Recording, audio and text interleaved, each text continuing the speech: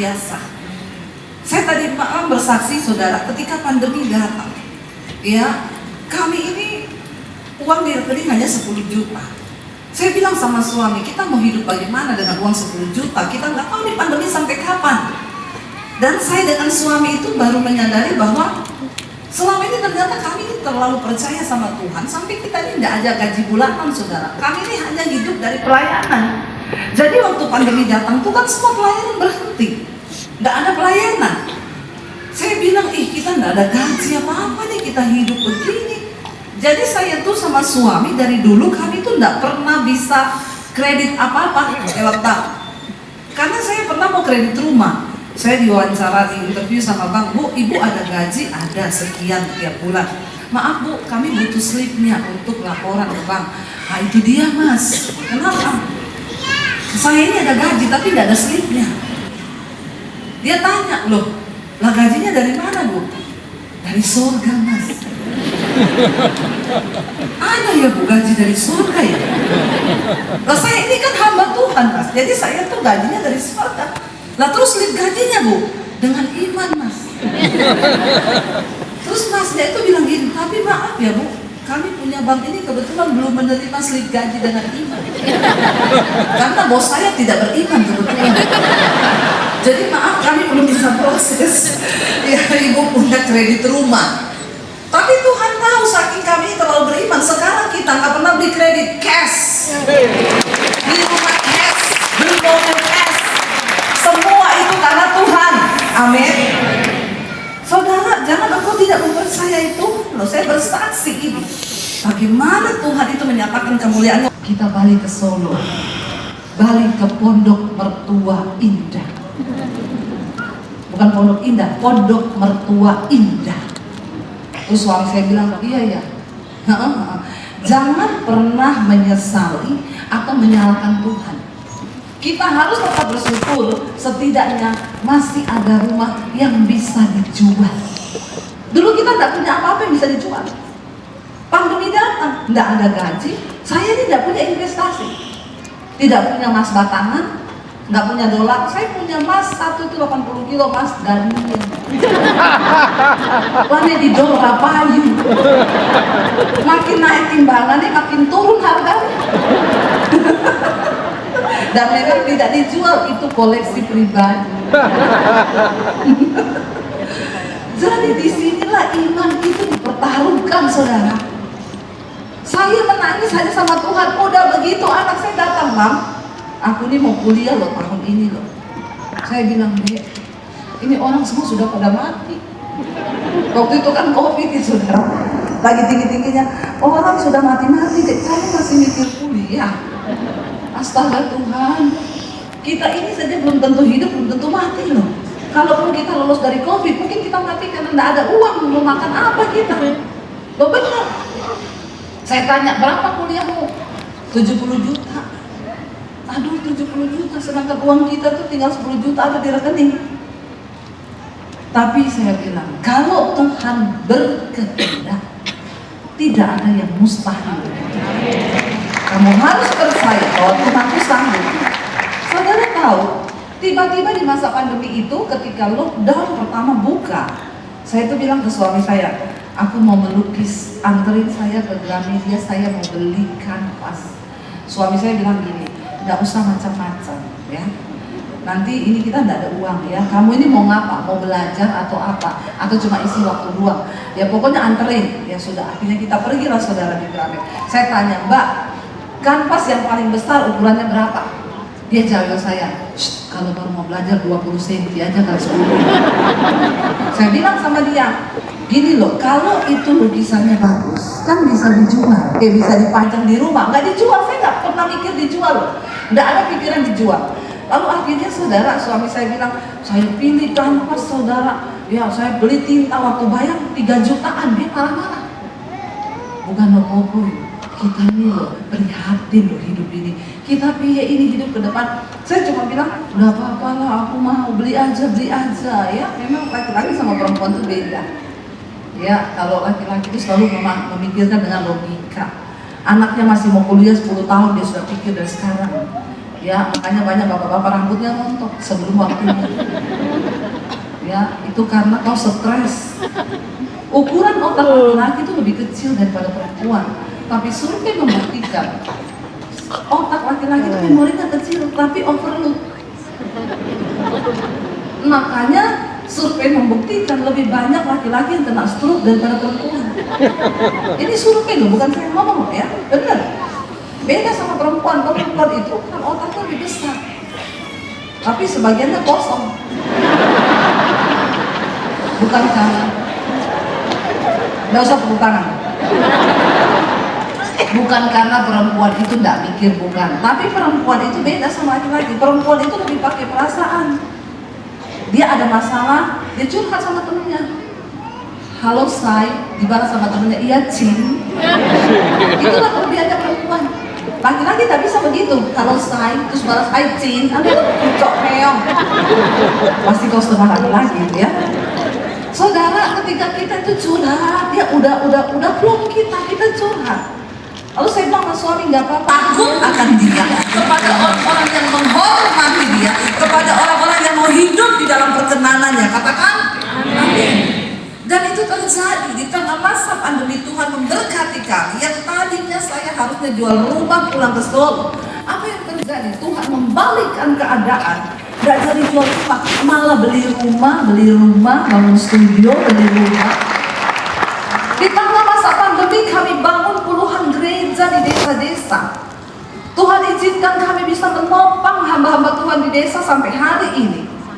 Dan bulan Januari nanti saya meresmikan sekolah Alkitab dan misi di Bandungan yang dibangun di atas tanah 4.500 meter. Kami akan menyekolahkan orang-orang dari daerah yang tidak mampu, mereka bersekolah gratis untuk jadi hamba Tuhan. Saudara, waktu saya melangkah dapat visi itu, saya bilang Tuhan, saya ini nggak punya uang. Waktu keluar proposal pembangunan miliaran, saya bilang sama suami, ini uang dari mana saya? Kenapa kita terlalu berani? Tapi Tuhan itu kan, saya bilang Tuhan, aku bukan orang pintar, aku bukan orang kaya.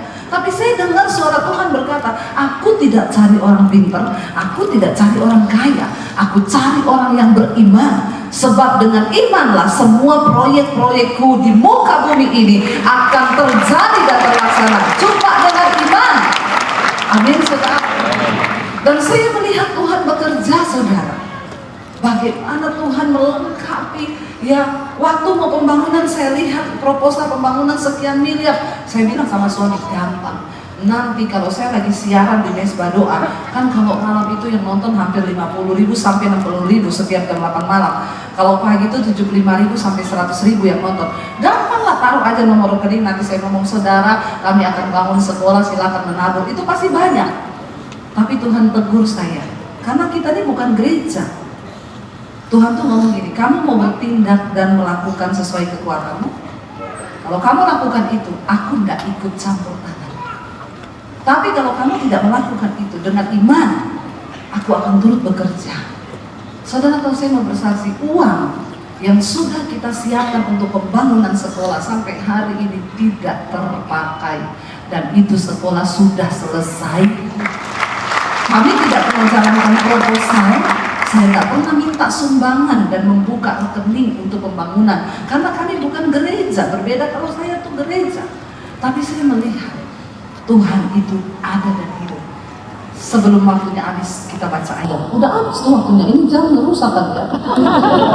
Itu mengkotbah, baru bersaksi sudah habis.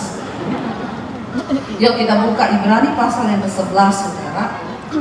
Saudara, Tuhan itu ada, Tuhan itu hidup, dan Dia itu mau menyatakan mujizat dan kemuliaannya bagi kita yang percaya kepada Dia.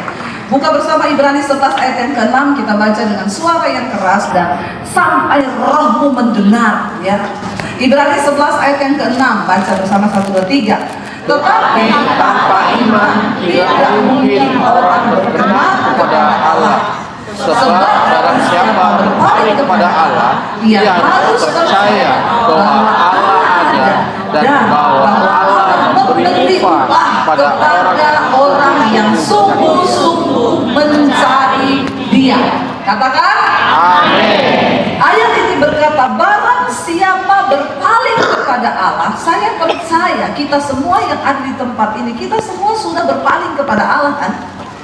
Kita sudah tinggalkan dunia, kita sudah tinggalkan hidup lama kita, dan saat ini kita berpaling kepada Tuhan, mau mengikut Tuhan. Dan ayat ini berkata, setiap orang yang sudah berpaling kepada Tuhan dan memilih mengikut Tuhan, engkau harus percaya bahwa Tuhan itu ada. Amin. Tapi berapa seringnya kita ketika kita berhadapan dengan persoalan masalah, iman kita jadi ciut dan kita berkata, apa benar Tuhan itu ada? Iman adalah dasar dari segala sesuatu yang kita harapkan dan bukti dari segala sesuatu yang belum kita lihat. Barang siapa mengaku percaya kepada Tuhan, engkau harus percaya bahwa Tuhan itu ada. Saudara, kenapa kita nggak pernah melihat mujizat? Kenapa kita nggak pernah melihat pertolongan Tuhan? Kenapa kita nggak pernah melihat ada begitu banyak janji Tuhan digenapi? Karena engkau seringkali meragukan Tuhan. Mari katakan pada diri, Tuhan itu ada. Di dalam keadaan sesulit apapun bilang, aku percaya Tuhan ada dan Dia turut bekerja dalam segala perkara untuk mendatangkan kebaikan di dalam hidup kita. Katakan, jangan takut melangkah memasuki tahun 2024. Pastikan engkau hidup dalam perkenanan Tuhan. Sebab Tuhan menyertai orang yang berkenan. Anak-anak muda, engkau jangan sombong dengan kepintaran. Ya, engkau tuntut ilmu S1, S2, S3 sampai S21 kayak Samsung. Saya mau bilang, tanpa perkenanan Tuhan itu sia-sia. Kita melihat dunia ini semakin canggih. Banyak sekarang pekerjaan manusia yang digantikan robot, yang digantikan mesin. Tenaga-tenaga administrasi sudah banyak yang mulai digantikan mesin. Dan kalau kita tidak mengandalkan Tuhan di hari-hari ke depan, engkau tidak akan melihat kemuliaan Tuhan atas hidupmu. Saya ini diusir dari rumah. Waktu saya terima Yesus, papi saya bilang, kamu keluar dari rumah. Kalau kamu pilih Yesus, angkat kaki dari rumah ini. Jangan anggap kamu punya keluarga. Satu lagi, jangan bawa ijazahmu. Yang kasih sekolah itu saya. Saya mau lihat kalau kamu pergi dari rumah. Saya mau lihat nggak bawa ijazah. Saya mau lihat Yesus kasih makan kamu pakai apa. Ikut Yesusmu. Saya keluar dari rumah tanpa bawa ijazah. Saya memulai hidup dari nol, saudara.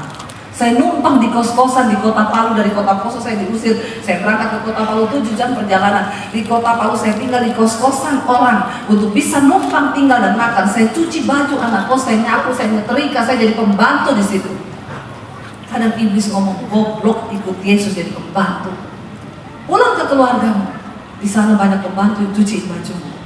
Tapi saya bilang, Tuhan, hidupku bukan milikku lagi. Aku telah ditebus dan hargaku lunas dibayar. Dan karena itu hidupku adalah milik Kristus. Saudara, jangan lihat saya yang sekarang. Kalau saudara lihat bagaimana harga yang harus saya bayar mengikut Tuhan, air mata demi air mata, penderitaan demi penderitaan, Tuhan itu mempercayakan sesuatu kepada orang, itu tidak main-main. Kenapa Yusuf diberi kepercayaan yang besar? Ya, sebab dia lulus melewati proses yang besar. Dia percaya Tuhan itu ada. Bahkan ketika dia di penjara, dia tidak menolak Tuhan. Dia bilang, aku percaya Tuhan. Rencanamu, mimpi yang Tuhan berikan itu pasti digenapi. Waktu saya di kota Palu di kos-kosan, saya itu berdoa. Saya ingat, saya sering doa puasa terpaksa waktu di Palu itu. Kenapa? Karena tidak ada makanan di tempat kos. Jadi saya puasa terpaksa. Saya pikir daripada tidak makan, ya sekalian puasa aja dapat upah surgawi itu. Daripada saya cuma tahan lapar, tidak dapat upah, sama-sama tahan lapar, mending puasa. Satu kali ketika saya puasa, saya tanya, Tuhan, Engkau mau bawa kemana aku ini, hari ini, apa yang aku dapat ikut Yesus? Iblis bilang, memang bodoh, balik ke keluargamu. Saya bilang, enggak, apa yang bodoh bagi dunia itu dipilih oleh Tuhan. Saya tiba-tiba berdoa puasa, saya dapat penglihatan, saudara. Saya berdiri di satu panggung begini, ratusan ribu orang di bawah.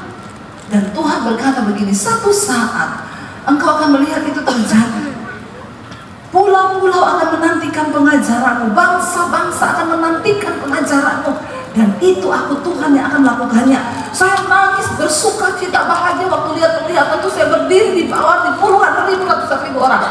Begitu amin, yang saya lihat pakaian kotor. Saudara, namun hari ini saya mau bersaksi kepada saudara, apa yang diucapkan dalam Tuhan dalam penglihatan itu hari ini terjadi.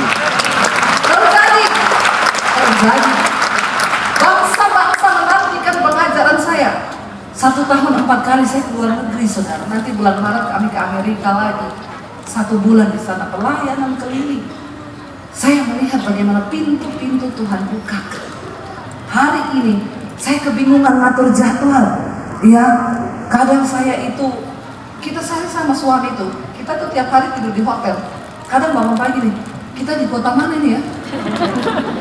Iya, kadang suami saya lagi tidur bangun, telat. Kita hari ini terbang. Saya bilang terbang kemana saya? Kita baru turun ini. Sampai lupa saudara, saking tiap hari pelayanan. Ya, pelayanan. Makan siang di Semarang, makan pagi di Semarang, makan siang di Makassar, makan malam di Manado. Loh, Tuhan. Saya melihat apa yang Tuhan janjikan. Dan kenapa itu bisa digenapi? Kalau engkau sudah berpaling kepada Tuhan, percaya bahwa Tuhan itu ada. Amen. Karena banyak orang nggak percaya Tuhan itu ada, tapi dengan mulut dia bilang ya. Sekarang kalau kita menghadapi masalah, saudara lebih memilih percaya mujizat Tuhan, atau ketika saudara butuh uang nih, saudara lebih tergoda pinjol? Nggak usah angkat-angkat yang terjebak pinjol. Banyak orang Kristen WA ke saya, Bu, saya terjebak pinjol, Bu, pinjam dulu. Dia bilang ini lagi, tadi malam saya berdoa, Tuhan menampakkan mukanya Ibu Devi. Saya balas, oh iya? Tuhan bilang apa? Tuhan bilang, pinjam uang ke Bu Devi. Jadi saya mau pinjam sama Ibu 6 juta saja. Saya bilang, oh makanya tadi malam saya juga berdoa, saya dapat suara Tuhan. Tuhan bilang apa, Bu? Jangan dikasih. Jangan bawa nama Tuhan kau ya.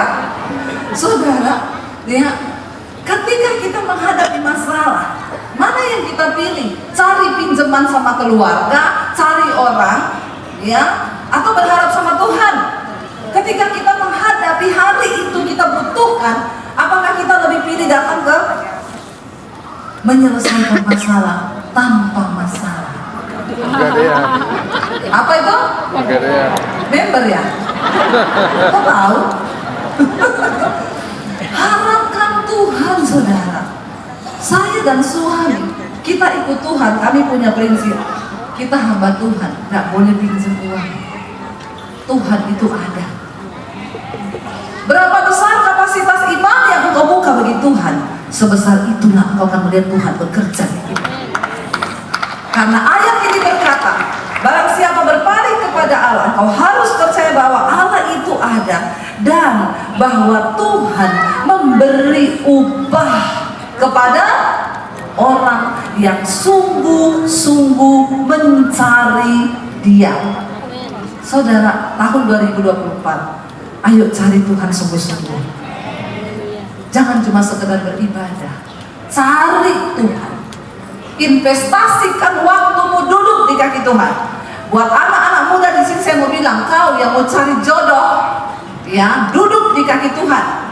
Tanya Tuhan supaya tidak banyak kau melakukan kesalahan. Ya, kalau cari jodoh jangan cuma lihat kayaknya. Ada orang bilang sama saya, iya Bu, hari ini kalau mau cari jodoh di Jakarta, kalau di Jakarta, ya, ada orang mau pacaran sama saya bilang, kau pacaran sama saya? Kau sudah baca itu tulisan di gerbang tol? Apa? Pastikan saldo Anda cukup. Ya, berumah tangga itu bukan hanya saldo, saudara. Ya, kita perlu tuntunan Tuhan. Ya, kalau mau menikah tuh sama pegawai pom bensin itu selalu dia bilang, kita mulai dari nol ya Kak. Amin. Walaupun mulai dari minus, asal bersama Tuhan, engkau tidak perlu takut, sebab Dia akan menyatakan kemuliaan-Nya bagi orang-orang yang sungguh-sungguh percaya kepada Tuhan. Saudara, kita mau datang kepada Tuhan hari ini percaya. Saudara pulang baca lagi ayat ini. Ini ayat adalah sebuah rahasia besar yang banyak orang Kristen tidak mengerti.